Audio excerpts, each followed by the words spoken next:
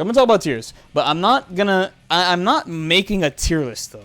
I just want to get this out of the way. This has been like talked about a lot, and it mostly comes from. I was actually gonna talk about something else today, but I've seen so much. Why not always play Soul, or like Ram is unstoppable? There's shit in my DMs about fucking how hard it is to play Milia and how they're struggling. Even a tweet where so there was Levo and the Arxis launch event were the same day at the same time, right? So Charles Reynolds, because that my dude fucking played in both at the same time. I chose to just only play in the Arxis one. And the Levo, the top 8 was like Leo, Mei, Ram, and Soul, and Geo. That's basically it. So I wanna, especially since a lot of people are starting Guilty Gear, I just want to talk about tiers. Not what I think the tiers are, but just like some concepts and ideas and like how you should be thinking about these things. Okay. The first thing is going to be, we have to actually start with, they do exist and we do have to hold that.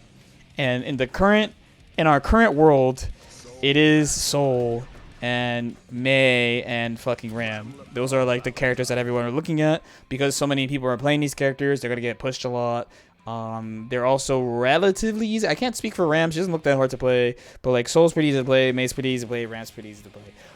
They exist. You gotta hold that. If you're playing a hard character, like if you're playing like Zato, for example, or Ino, or like Chip, you know, like it's gonna be tough at the start. But if you like the character, stick with it. I definitely think for sure that you'll have more fun playing this game with a character that you like losing than playing one of these 3 and winning. Myself personally, out of these 3, I would probably play Ram, because at least she has some songs. Like Mei to me is just so far away from my playstyle, and usually when I play normal guys, I don't play the Bruiser, I play like the Kai. So that's just me personally. Now that being said though, you do have to understand that, especially if you're a Dragon Ball player, because I think a lot of Dragon Ball players watch my shit and follow me. If you're a Dragon Ball player or someone who's new to fighting games in general, or just like kind of casual, the best way to say this is like, there's no like game fact solution to somebody's problems. You know what I mean? Like there's no like one weird trick to deal with Soul or Mei or Ram, or even like esoteric characters like esoteric, but like rarer characters like Potemkin or Axel. Like when you're having a problem, instead of looking to another character for the answer, and like in Dragon Ball, that's kind of a thing you can do. In this game, you need to look at your character's tools and really try to see what to do. There's definitely something your character could do probably, and as long as you aim for the thing that your character does that will let you win, then you could deal with it. Even with the characters that do a lot of damage, I mean, you can legitimately aim to like try to not be in the spots where you go into a lot of damage. I know it sounds really tough. I'll keep on posting matches, especially not just of like tournaments that I'm playing over the month, but also like casuals against characters that people are not just struggling against, but kind of like calling broken. Now, actually, if we're talking about old games, so there's several versions of Guilty Gear, right? There's XX Exerd and now Strive. So when you talk about older games, especially the further back you go, the more cursed the games are, the more the discrepancy in character powers, the more legitimately bad characters. If you're worried about, like, you want to play Zato, but you think he's hard, so you're like, oh, let me start the game with Soul and then play Zato later. One, no, because, again, you should just play the character that you want to play in this game. But also, two, whatever people say about how good he is, I think he's pretty good. The bottom line of this game, and basically all modern fighting games that I've played at least anyway, the bottom line of these games are like the characters are at least aight. Like they're not like bad, like truly bad characters. They're like aight. Or in some games, like Exerd is a really good example of this. The only issue with the weakest character is that the top tier characters are better, not that the weakest character is bad. That's a really important thing. Some people struggle with that. They can't help but use #GamerBrain, and they can't accept that the lowest characters aren't necessarily bad. But this is a real thing. I wouldn't keep saying this if it wasn't a real thing. Next is, when do tiers actually matter? Any answers to that, chat? When do tiers actually matter? What would you guys say? In a month? Tournaments? That's the real answer. Tournaments. It's basically tournaments, or actually there's two spots.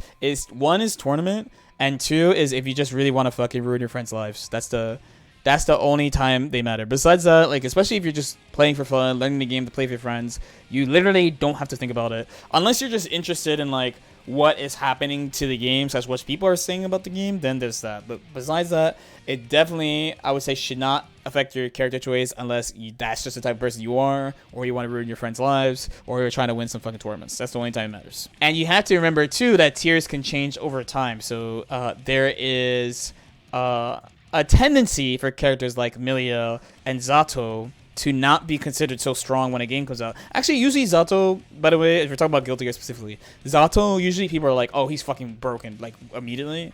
There's a tendency for Milia to be thought of as weak for a while, and then over time, people are like, oh, she's busted. So, definitely keep in mind, like, the fact that we have, basically, I would say these three are probably the main people that people are looking at, right? Soul, Mei, and Ram. Even though they're doing stuff, the other characters can develop too. And I'm not saying that these characters can't keep developing as well and just maintain their status, but characters can sneak up on you like Milia, like Leo, like Potemkin, like, you know, these characters can sneak up on you because they're not so straightforward. So as the players take time to build strategies, there might be some really ridiculous stuff that comes out. Next is about the lettering. Every time I talk about tiers, I want to talk about the lettering.